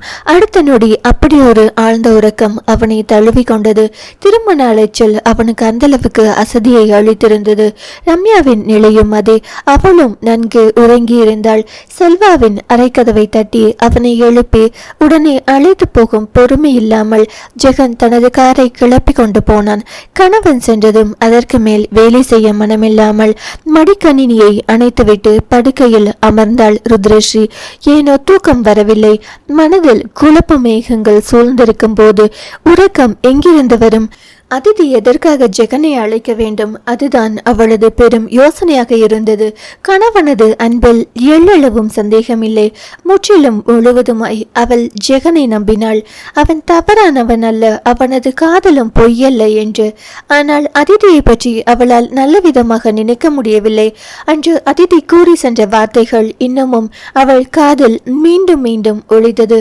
அவளது ஆழ்மனதில் புதைந்திருந்த கடந்த கால வாழ்க்கையின் கசடிகள் மெல்ல மேலெழும்பலானது. மனதுக்குள் இனம் புரியாத உணர்வு அவளை ஆட்டி வீக்க ஆரம்பித்தது. மீண்டும் விதி தனது வாழ்க்கையை வஞ்சம் தீர்த்து விடுமோ என்று மிகவும் பயந்து போனாள். கண்களை இறுக மூடிக்கொண்டவள் மனக்கண்ணில் காதலாய் அவளை பார்க்கும் ஜெகனின் முகம் உலா வந்தது. சற்று முன் அவன் கூறி சென்ற வார்த்தைகளும் நினைவில் எழுந்தது. ஐ லவ் யூ ஜுல்லு, இது எந்த நேரத்திலும் நீ மறக்க கூடாது. அந்த வார்த்தைகளில் அவளது மனம் நெருப்பிலிருந்து உயிர்த்தெழும் பீனிக்ஸ் பறவை போல் அச்சத்திலிருந்து மீண்டு காதலாய் உயிர்த்தெழுந்தது. யார் எப்படி இருந்தாலும் என் ஜெகன் அப்படிப்பட்டவரில்லை. ஒரு முறை அவரை சந்தேகித்து பேசி பிரிந்து துன்பப்பட்டது போதும். இனி அது போல் நடக்க விட மாட்டேன். எனக்கு ஜெகன் மேல் நம்பிக்கை இருக்கு, மனதுக்குள் தைரியமாக சொல்லிக் கொண்டவள் அவனது காதல் நினைவுகளை மட்டும் மனதில் சுமந்து கொண்டு அந்த இரவு முழுவதும் கொட்ட கொட்ட விழித்து கொண்டிருந்தாள். அங்கே மருத்துவமனை வராந்தாவில் அமர்ந்திருந்த ஜெகனின் முகத்தில் பதட்டம் இருந்தது. ஆனால் அதற்கு நேர்மாறாய் அவனது உள்ளம் கொதிக்கனலாய் கொதித்து கொண்டிருந்தது. முட்டாள் பெண் மனதில் அதிதியை திட்டி தீர்த்து கொண்டிருந்தான். பின்னே அவனுக்கு அலைபேசியில் அழைத்தவள், கடைசி முறையாய் உங்ககிட்ட பேசணும்னு நினைச்சேன். நல்ல வேளை நீங்க போன் எடுத்துட்டீங்க ஜேவிபி. இனி நான் சந்தோஷமா என் உயிரை விட்டுருவேன். எனக்கு ஒரே ஒரு ஆசை ஜேவிபி, நான் சாகிறதுக்குள்ள ஒரே ஒரு முறை உங்க முகத்தை பார்க்கணும். என்னோட இந்த ஆசையாவது நீங்க நிறைவேற்றுவீங்களா? அவள் பேசியதை கேட்டு அவன் பதறி போய் அவளை பார்க்க ஓடினான். அங்கு உண்மையில் விஷத்தை குடித்து உயிருக்கு போராடி கொண்டிருந்தவளை கண்டு அவன் ஆடித்தான் போய்விட்டான். உடனே அவளை மருத்துவமனைக்கு கொண்டு வந்து சேர்த்தவன் இப்போது அவள் உயிர் பிழைக்க வேண்டும் என்கிற பதற்றத்துடன் காத்திருந்தான். ஒரு உயிருக்கு தன்னால் விபத்து நேர்ந்து விடக்கூடாது என்கிற பதற்றம்தான் அவனிடத்தில் இருந்ததை தவிர மற்றபடி வேறு எந்த அக்கறையும் அதில் இல்லை. விடியற்காலை 4 மணிக்கு அதிதி ஆபத்து கட்டத்திலிருந்து உயிர் பிழைத்து விட்டாள். அவளை பார்க்க அனுமதித்த போது அவளது பெற்றோரை தாண்டி அவன் வேகமாய் அவளின் அறைக்குள் நுழைந்தான். அதை கண்டு அவளது பெற்றோர் ஒருவரை ஒருவர் அர்த்தத்துடன் பார்த்து கொண்டனர். ஜெகனை கண்டதும் கண்கள் கலங்கிய அதிதி, உங்களை மறந்துட்டு என்னால் உயிர் வாழ முடியல ஜேவிபி என்று கண்ணீர் விட, அடச்சி இப்ப வாயை மூட போறியா இல்லையா? ஜெகனின் கடுமையான குரல் அந்த அதிகாலை வேளையில் பயங்கரமாய் ஒலித்தது. அதில் மிரண்டு போய் அவனை பார்த்தாள் அதிதி. என்ன உன் நடிப்பு திறமையை என்கிட்டே நீ காட்சியா? எனக்கு ஒன்றும் தெரியாதுன்னு நினைச்சு நீ பிளான் பண்ணினியா? பிளான் பண்ணினதுதான் பண்ணின, பக்காவா யோசிச்சு பண்ணிருக்க வேண்டாமா? அதில் அவள் அதிர்ந்துதான் போனாள். என்ன இவனுக்கு எப்படி தெரியும்னு பாக்குறியா? சாகிறவளா இருந்தா இப்படி சொல்லிட்டு சாக மாட்டா. அது எப்படி? நான் வர வரைக்கும் உயிரை கையில் பிடிச்சுக்கிட்டு போராடிட்டு இருந்தியா, இல்ல நான் வர நேரத்தை கவனிச்சு விஷத்தை குடிச்சியா? அவன் சரியாக கணித்து கேட்டதில் அதிதி முகம் வெளுத்து போனது. அவளது பெற்றோர்களுக்கும் அதே நிலைதான். அது எப்படி நான் வருவேன்னு தெரிஞ்ச மாதிரி உன் வீட்டு கதவு திறந்திருந்தது. பக்கத்து ரூமில் இருந்து உன்னோட அப்பா அம்மா நான் வர வரைக்கும் உன்னை எட்டி பார்க்க வரல. அது எப்படி நான் வந்ததும் அங்க கரெக்டா வந்தாங்க. எப்பவும் அந்த நேரத்தில் பாப்பா என்ன பண்றான்னு பார்க்க வருவேன். அவளது தாய் கூறும் போதே நான் பேசும்போது நீங்க குறுக்க பேசாதீங்க என்று அவரை பார்த்து அவன் கர்ஜிக்க. அதன் பின்னர் அவர் வாய் திறப்பாரா என்ன டிராமா பண்ணி என்னை கவுக்கலாம்னு பாக்குறியா? அதிதியை பார்த்து கேட்டவன். இதுக்கெல்லாம் மசீரவன் நான் கிடையாது. இனி ஒரு தடவை இந்த மாதிரி டிராமா போட்ட அதுக்கப்புறம் தற்கொலை பண்ணிக்கிற வேலையை கூட கொடுக்க மாட்டேன். நானே உன்னை கொன்னு புதைச்சிருவேன். என்னைய பத்தி உனக்கு சரியா தெரியாது, வெளியில் விசாரிச்சு பாரு. அவளை பார்த்து ஆக்ரோஷமாய் பேசியவனை கண்டு அவள் வாயடைத்து போனாள் பயத்தில். காதல்னா என்னன்னு தெரியுமா உனக்கு? அது மற்றவங்களை சந்தோஷப்படுத்தி பார்க்கணும், இப்படி கஷ்டப்படுத்தி பார்க்க கூடாது. நிஜமாவே நீ என்னை காதலிச்சிருந்தா என்ன என் மனைவியோட சந்தோஷமா வாழ விடு. இல்ல இந்த மாதிரி வில்லி வேலை தான் பண்ணுவேன்னு நினைச்சா என்று நிறுத்தியவன். இந்த ஃபீல்டில் இருக்கணுமா வேண்டுமான்னு நீயே யோசிச்சுக்கோ. அதற்கு மேல் அங்கிருக்க மனமில்லாமல் வீட்டிற்கு கிளம்பி விட்டான். அலைபேசியில் அலாரம் அடித்த சத்து தனது யோசனையில் இருந்து மீண்ட ருத்ரஸ்ரீ நேரத்தை பார்த்தால் காலை 4:30 ஆகியிருந்தது. இவ்வளவு நேரமாக கணவனை பற்றிய நினைவில் இருந்தவளுக்கு தன்னை குறித்தே வெக்கமாகி போனது. முகம் சிவக்க எழுந்தவளுக்கு அப்போதுதான் உரைத்தது, இன்னமும் கணவன் வரவில்லை என்று.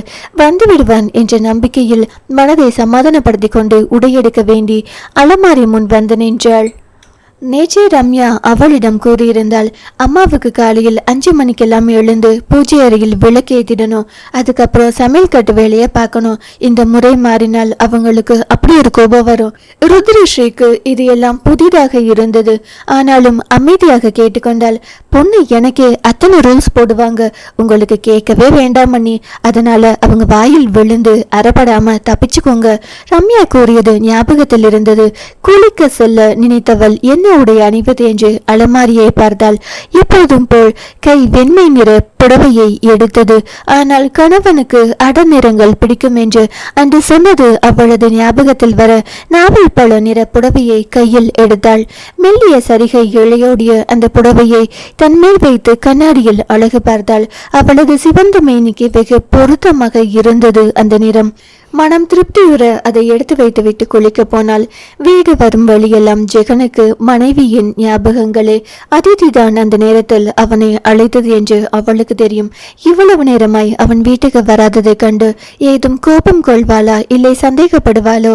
அவளின் மனநிலை என்னவாக இருக்கும் என்று அவனால் சரியாக கணிக்க முடியவில்லை. ஆனாலும் உள்ளுக்குள் சற்று உதறலாகத்தான் இருந்தது அவனுக்கு. எப்படி அவளை சமாதானப்படுத்துவது, எப்படி அவளுக்கு தனது நிலையை புரிய என்று. நல்ல வேளை அவன் வீட்டுக்குள் நுழைந்த நேரம் யாரும் எழுந்திருக்கவில்லை. தன்னிடம் இருந்த சாவியை கொண்டு கதவை திறந்து கொண்டு உள்ளே சென்றான். கேள்வி கேட்க யாரும் இல்லை என்கிற நிம்மதியுடன் நேரே தனது அறைக்கு சென்றான். அவன் அறை கதவு திறந்து உள்ளே சென்றவன் அப்படியே திகைத்து போய் நின்றான். புடவையை கட்டிக்கொண்டு இருந்த ருத்ரஸ்ரீயும் அந்த நேரத்தில் கணவனை எதிர்பார்க்கவில்லை என்பது அவளது அதிர்ந்த முகத்தில் இருந்து தெரிந்தது. அதிர்ச்சியில் கையில் இருந்த முந்தானை நழுவி தரையில் விழுந்தது. திகைப்புடன் தன்னை பார்த்து கொண்டிருந்த தன்னவளின் அரைக்குறை தோற்றம் அவனது பார்வையை கணவன் பார்வையாக மாற்றியது. காலால் எட்டி உதைத்து கதவை சாத்தியவன் நிதான நடையுடன் மனைவி அருகே வந்தான். நேற்று காலையில் கள்ளத்தனமாய் எட்டி பார்க்க ஆசைப்பட்ட அவளது இளமை புதையல் அவன் கண்களுக்கு விருந்தாக கண்முன் காட்சியளித்தது. அவளது அழகு அவனை பித்தம் கொள்ள செய்தது. தன் அருகே வந்துவிட்ட கணவனை கண்டு அவளது கண்கள் சாசர் போல் அகலமாய் விரிந்தது. அதிலும் அவனது கிடைக்க பார்வை அவளை வெக்கத்தில் ஆழ்த்திய அதே நேரம் அவளை அச்சத்திலும் ஆழ்த்தியது. என்ன செய்ய காத்திருக்க என்று அருகே வந்தவன் அவளது கண்களை உற்று நோக்கியவன். அவளது கண்களில் தெரிந்த பயத்தில் சற்று நிதானித்தான். நழுவி கீழே கிடந்த புடவையை எடுத்து அவள் மேல் போட்டவன். இந்த கலர் உனக்கு ரொம்ப நல்லா இருக்கு என்று கூற அதில் அவளது பயம் அகல முகத்தில் வெக்க புன்னகை எட்டி பார்த்தது. அதை ரசனையுடன் பார்த்தவன் கைவிரல் அவளது முகத்தை மென்மையாய் வருடி விட்டது. அப்போதுதான் குளித்து முடித்திருந்ததால் முகத்தில் ஆங்காங்கே நீர்த்திவளைகள் தேங்கி நிற்க தலையில் ஈரத்துண்டுடன் எந்தவித அலங்காரமும் இல்லாமல் அழகாயிருந்தவளை விழுங்குவது போல் பார்த்தவன். அழகுடி நீ என்றவன் அவளது நெற்றியில் மென்மையாய் இதழ் பதித்தான். அவனது பாராட்டில் முகம் சிவக்க தலை குனிந்தவளை அதற்கு மேல் தொந்தரவு பண்ண விருப்பமில்லாமல் அவன் அகல முயல அவனது கைப்பிடித்து தடுத்தவளை அவன் என்னவென்று பார்க்க, நீங்க ரொம்ப நல்லவங்க ஜெகன். அவள் சொன்னதை கேட்டு மனதுக்குள் சிரித்து கொண்டவன் அவளது தலை மேல் கை வைத்து செல்லமாய் ஆட்டியவன் குளியலறைக்குள் புகுந்தான். அங்கிருந்த கண்ணாடியில் தன்னை பார்த்தவன், ஏண்டா ஜெகன், நீ அந்த அளவுக்கு நல்லவனாடா என்றவனின் கண்முன் அவளின் இளமை அழகு பளிச்சென்று காட்சியளித்தது. அதை நினைத்து அவனுக்கு சிரிப்பு பீறிட்டது. முயன்று அடக்கி கொண்டான். வீட்டிற்கு வரும் வரை இருந்த டென்ஷனான மனநிலை போய் இப்போது சற்று ரிலாக்ஸாக உணர்ந்தான். குளித்து முடித்து வெளியில் வந்தவன் அங்கிருந்த மனைவியிடம், பசிக்குது ஸ்ரீ, காப்பி கொண்டு வாயேன் என்க, கொஞ்சம் இருங்க என்றபடி வெளியில் விரைந்தவளை பார்த்தபடி படுக்கையில் அமர்ந்தான். வாழ்க்கை நிறைவாயிருப்பது போல் அவனது மனம் நிறைந்திருந்தது. சில நிமிடங்களில் அவள் காப்பி கோப்பையை அவன் கையில் கொடுக்க அதை வாங்கியவன் உட்காரு என்று தன் அருகில் அவளை அமர சொல்ல அவள் மறுக்காமல் அமர்ந்தாள். தனது முகத்தை பார்த்து கொண்டிருக்கும் மனைவியை பார்த்து அவன், நேற்று நைட்டு முழுசும் நான் வீட்டுக்கு வரலையே, ஏன்னு கேட்க மாட்டியா? அவனை ஆழ்ந்து பார்த்தவள், சொல்ற விஷயமா இருந்தா நீங்களே சொல்லியிருப்பீங்களே. அவசரமாய் காப்பியை குடித்து முடித்து காலி கோப்பையை பக்கத்தில் இருந்த மேசை மீது வைத்தவன் அடுத்த நொடி அவளை அள்ளி அணைத்திருந்தான். இப்பதாண்டி உன் மேலுள்ள காதல் அதிகரிக்குது. அவளது கழுத்தில் முகம் புதைத்தவனை தடுக்காமல் அவனின் காதலில் கரைந்து கொண்டிருந்தாள் அவள். என் மேல் உனக்கு கோபம் வரலையா? சந்தேகப்பட தோணலையா? அதில் அவனை நிமிர்ந்து பார்த்தவள் மறுப்பாய் தலையசைக்க, ஏன் உங்க மேல் அந்த அளவுக்கு நம்பிக்கை இருக்கு? புரிதலான அவளது பதிலில் பிரமித்துதான் போனான்.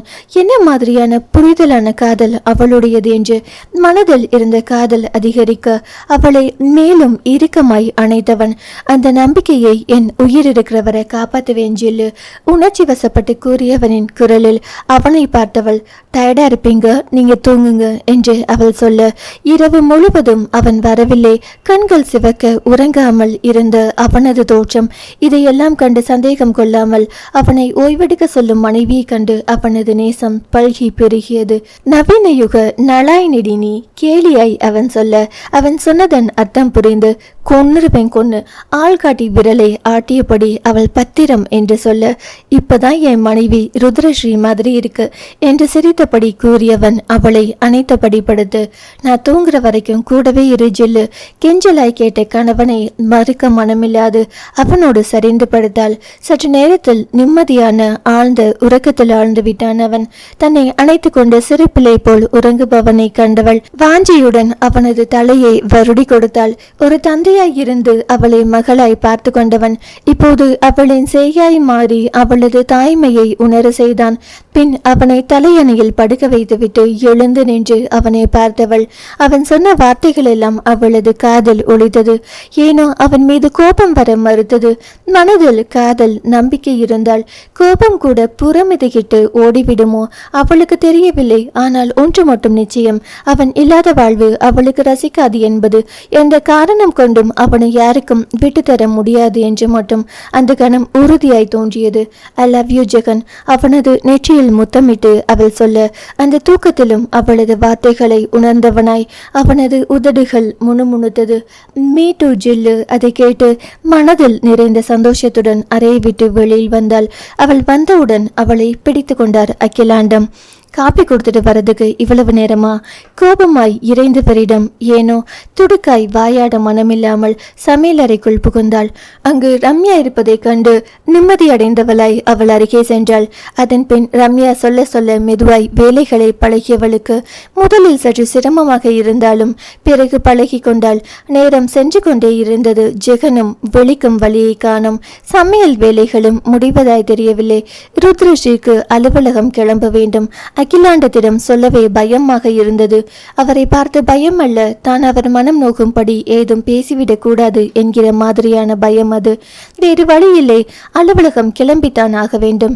ரம்யாவிடம் சொல்லிவிட்டு சமையலறை விட்டு வெளியில் வந்தவள் வரவேற்பறையை தாண்டி செல்லும் போது காளிமுத்துவும் செல்வாவும் தன்னை யோசனையாய் பார்ப்பது தெரிந்தது. ஏன் என்று மனம் யோசித்தாலும் அவளது கால்கள் தங்களது அறைக்கு தானாக சென்றது. மாமா இப்ப என்ன பண்றது? மச்சி இப்படி ஒரு சிக்கலை உண்டு பண்ணி வச்சிருக்கானே செல்வா கவலையுடன் கேட்டான். அதுதான் செல்வா, எனக்கும் யோசனையா இருக்கு. இது தெரிஞ்சா அந்த பொண்ணு மனசு எந்த அளவுக்கு கஷ்டப்படும். மாமா மாத்தி சொல்றீங்க, எந்த அளவுக்கு கோபப்படும்னு சொல்லுங்க. ருத்ரஸ்ரீயின் கோபம் அறிந்தவனாய் அவன் சொல்ல, இப்பதான் கல்யாணம் முடிஞ்சது, அதுக்குள்ள பிரச்சனையா என்றபடி தாடையை தடவினார் யோசனையாய். அவன் மேல் மட்டும் தப்பில்ல மாமா, என் போனில் கூப்பிட்டு இருக்கான், நான் தான் அசதியில் கவனிக்கல. குற்ற உணர்வோடு அவன் சொல்ல, எல்லாம் விதிப்படிதான் நடக்கும், அதுக்கு நீ எதுக்கு வருத்தப்படுற என்று காளிமுத்து அவனுக்கு ஆறுதல் சொன்னவர் எழுந்து உள்ளே சென்றார். நண்பனின் வாழ்க்கை பற்றின கவலையில் மூழ்கியிருந்தான் செல்வா. உறங்கிக் கொண்டிருக்கும் கணவனை எழுப்ப மனமில்லாது அவள் அலுவலகம் கிளம்பினாள். ரம்யா சொல்லிக் கொடுத்தது போல் முன் மாமியாரை பார்க்க சென்றாள். அவளுக்கு இப்படி யார்கிட்டையும் சொல்லிவிட்டு செல்லும் பழக்கம் எல்லாம் கிடையாது. நானே ராணி நானே மந்திரி என்பது போல் இதுநாள் வரை சுயமாய் சிந்தித்து வாழ்ந்து வந்தவள் மனதுக்குள் மிகவும் சலிப்பாக இருந்தது. ஆனாலும் ஜெகனுக்காக வேண்டி மாமியாரை தேடி சென்றாள்.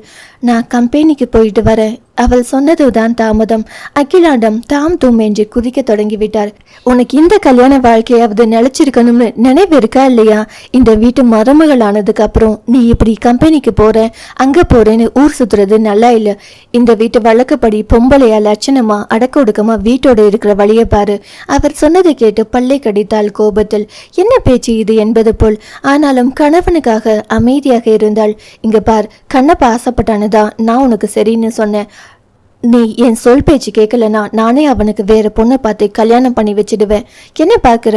செய்ய மாட்டேன்னு மட்டும் நினைக்காத. ஒரு பாட்டில் விஷம் போதும், அதை கையில் வச்சுக்கிட்டு கண்ணப்பாவை மிரட்டினா அடுத்த நொடி அவன் என் பேச்சை மீற மாட்டான். அவர் வேறு எந்த வார்த்தை கூறினாலும் அவள் பெரிதாக எடுத்திருக்க மாட்டாள். ஆனால் இந்த வார்த்தையில் அவள் அப்படியே நிலை குலைந்து போனாள். ஜெகனின் குடும்பம் மீதான பாசம் அவளுக்கு நன்கு தெரியும். அதிலும் பெற்றோர் மீதுள்ள பாசம் சற்று அதிகமே. பெற்றோரா தானா என்று வந்தால் நிச்சயம் பெற்றோர் பக்கமே தராசு தட்டு தாழும். ஜெகனை பொறுத்தவரையில் அப்படிதான் அவளாக நினைத்து கொண்டாள்.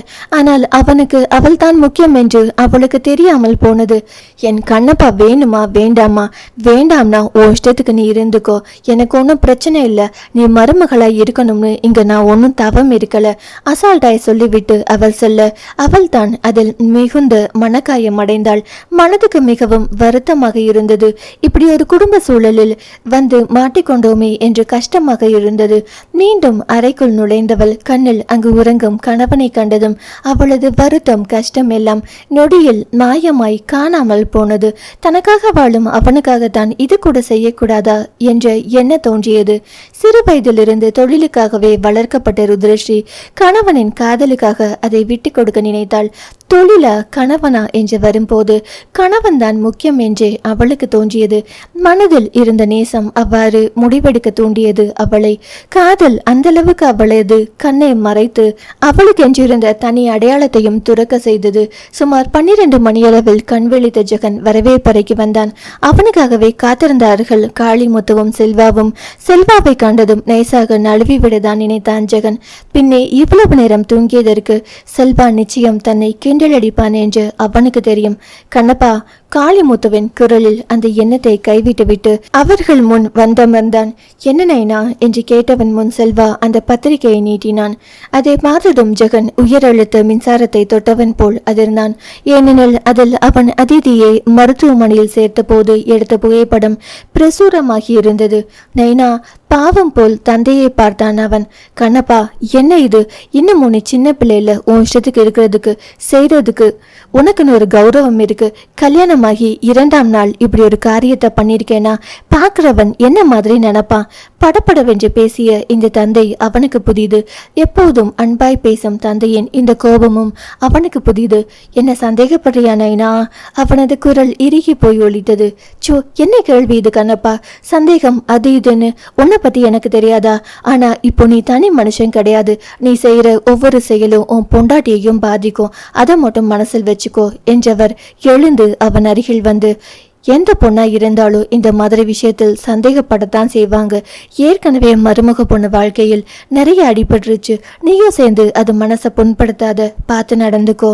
தனது மனைவிக்கு சார்பாக பேசிய தந்தையை கண்டு அவனது முகத்தில் புன்னகை வந்தது. அவளை புரிஞ்சுக்கிட்டதுக்கு தேங்க்ஸ் நைனா, நான் அவளை நல்லா பார்த்துக்கிறேன், நீ கவலைப்படாத என்று கூறி அவன் சிரிக்க காளிமுத்து பதிலுக்கு சிரிக்கவில்லை. அப்போ இதுக்கு என்ன பதில் சொல்ல போற? செய்தித்தாளை சுட்டிக்காட்டி அவர் கேட்க நடந்ததை அவரிடம் விரிவாக கூறியவன் அவரை ஏறிட்டு பார்த்தான். அவரின் வார்த்தைக்காக உன் மேல தப்புலதான், ஆனா உன் மனைவி அதை நம்பணுமே, போய் அவகிட்ட பேசிப்பாரு என்று கூறிவிட்டு அவர் சென்று விட, மச்சி நீ எதுக்குடா அங்க போன? செத்தா சாகட்டும்னு விட்டுக்கணும். செல்வா கோபப்பட, உயிர் பிரச்சனைடா மாப்பிள்ள, எனக்கு வர ஆதரத்துக்கு எதையாவது சொல்லிட போறேன் என்று நண்பனை முறைத்த செல்வா. நாட்டில் இருக்கிற ஜனத்தொகையில் ஒன்று குறைஞ்சா ஒன்று கெட்டு போயிடாது, முதல்ல தங்கச்சி கிட்ட இந்த விஷயத்த சொல்லி புரிய வைக்க பாரு என்றவன் மேலே பேச விருப்பமில்லாதவனாய் எழுந்து சென்றான். இந்த இடைப்பட்ட நேரத்தில் அதிதி ருத்ரஸ்ரீக்கு அழைத்து தாறுமாறாய் அவளது இரத்த அழுத்தத்தை ஏற்றி விட்டிருந்தாள். எப்படி உன் புருஷனை ஒரு பாட்டில் விஷத்தை காட்டி சென்டிமெண்டா கட்டி போட்டேன் பாத்தியா? ஆண்கள் எல்லாருமே சென்டிமெண்டல் இடியட்ஸ் தான், ஜேவிபியையும் சேர்த்து தான். இதுதான் எனக்கு சாதகமான விஷயம்.